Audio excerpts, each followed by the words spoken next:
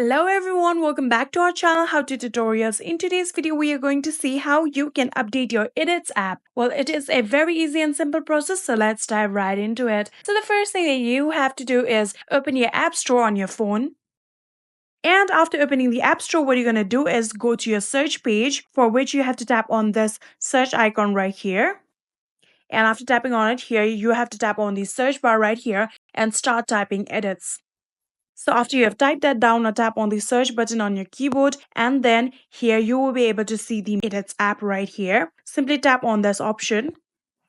And then in here, you can see the button of open right here. Right now, my app does not require any kind of update, so there is the option of open. If your app need any kind of update, there will be the option of update. You can simply just tap on that update button, and then within few minutes, your app will successfully be updated, and you will also be able to see the option of open like this. And you can simply just tap on this open button in order to open the edits app like this. And you can see the edits app has been opened, and like this you can update your edits app. And that is it. I hope this video was helpful to you guys. If it was, please do not forget to hit that subscribe button and like our video. Thank you so much for watching. See you in the next.